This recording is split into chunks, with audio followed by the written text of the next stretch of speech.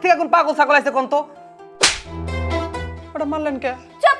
তুমি আমার অফিসে দাঁড়িয়ে আমার চাকরি করে আমাকে বলছো মেরুদণ্ডহীন পুরুষ, আবার আমাকেই নির্লজ্জ বলছো। এই খারান খান, কই যাচ্ছেন আপনি?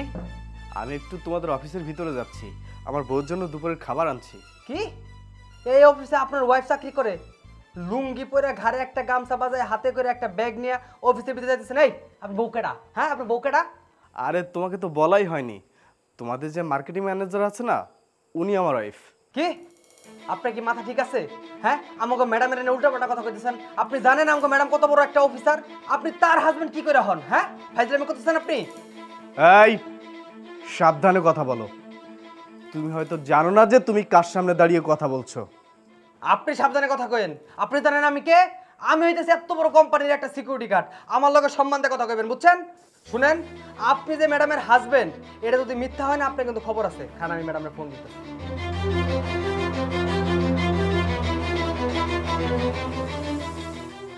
আসসালামু আলাইকুম ম্যাডাম। ম্যাডাম এই কই থেকে এখন পাগল ছাগল আছে আপনার খুঁজতেছে, কইতেছে আপনার নাকি হাজবেন্ড সে। এটা তাড়াতাড়ি আহেন তো। আচ্ছা ম্যাডাম, আচ্ছা খারা ম্যাডাম আইতাছে, লড়াচড়া করবি না। এই যে ম্যাডাম এই লোকটা কখন থেকে কইতেছে নাকি আপনার সামনে? কই থেকে এখন পাগল ছাগল আছে কোন তো ওটা মারলেন কে? চুপ! একদম চুপ! আর একটা কথা বলে না তোমার অবস্থা একদম খারাপ করে দিব। আর তোমাকেও বলি, 3 মাস যাবত বসে বসে আমার টাকায় গিলছো, তাও তোমার মন ভরছে না? এখন আবার আমার অফিসে চলে আসতে আমার মান সম্মান ডোবানোর জন্য, তো আবার এই ড্রেস আপে? তুমি আমার সাথে এভাবে কথা বলছো কেন? সামান্য 3টা মাস তুমি আমাকে বসিয়ে খাওয়াচ্ছ, তাই আমার সাথে এভাবে কথা বলছো? আমার সাথে এত খারাপ ব্যবহার করছো? তোমার সাথে আর কিভাবে কথা বলবো? হ্যাঁ, তুমি হচ্ছে একজন মেরুদণ্ডহীন পুরুষ।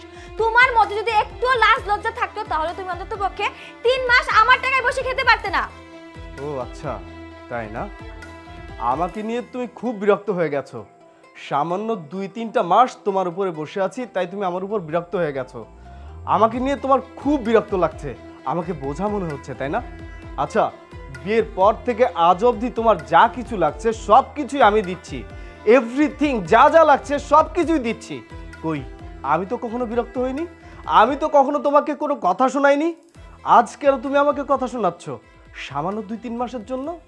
আরে তোমার পা থেকে মাথা অবধি যা যা লাগছে সব কিছুই আমি দিচ্ছি। তোমার হাতের ডায়মন্ডের রিং থেকে শুরু করে তোমার পায়ের স্যান্ডেল পর্যন্ত আমি সব দিয়েছি তোমাকে।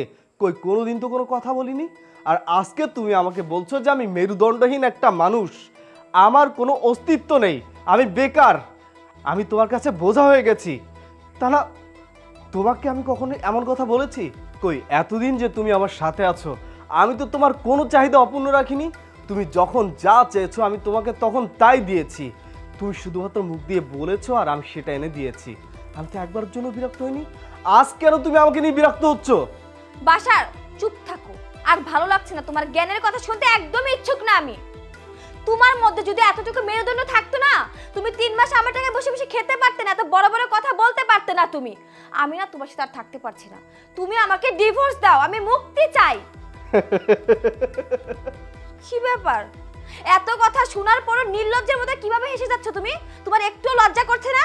তুমি আমার অফিসে দাঁড়িয়ে আমার চাকরি করে আমাকে বলছো মেরুদণ্ডহীন পুরুষ, আবার আমাকেই নির্লজ্জ বলছো?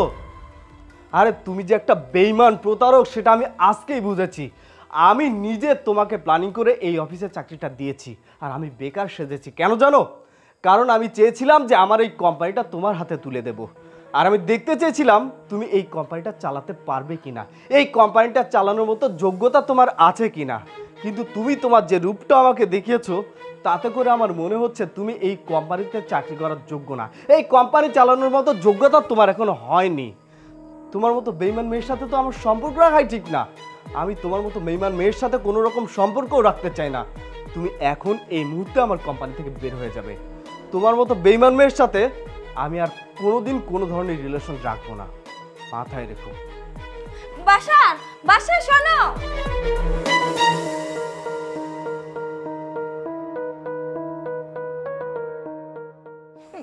বাসার, আমি জানি আমি অনেক বড় ভুল করেছি, তোমার সাথে অনেক খারাপ আচরণ করেছি। বাসার প্লিজ তুমি আমাকে ক্ষমা করে দাও। আমি জানি আমি তোমার সাথে অনেক অন্যায় করেছি, আমি অনেক আজে বাজে কথা শুনিয়েছি তোমাকে, আমি ভুল করেছি, প্লিজ তুমি আমাকে মাফ করে দাও, আমি আর কখনো এমন করবো না, এবারের মতো ক্ষমা করে দাও। কোনো বেঈমানকে আমি মাফ করতে পারবো না। তুমি যদি ভালো মানুষ হতে তাহলে আমি তোমাকে মাফ করে দিতাম, কিন্তু তুমি তোমার আসল রূপ আমাকে দেখিয়ে দিয়েছো। তুমি আমাকে দেখিয়ে দিয়েছো তুমি আসলে মানুষ না। কথা আছে না, দুষ্টু গরুর থেকে শূন্য গোয়াল অনেক ভালো। তাই আমি চাই না যে আমার ঘরে কোনো দুষ্টু গরু থাক, আমার ঘর শূন্য গোয়ালই থাক, তাও ভালো।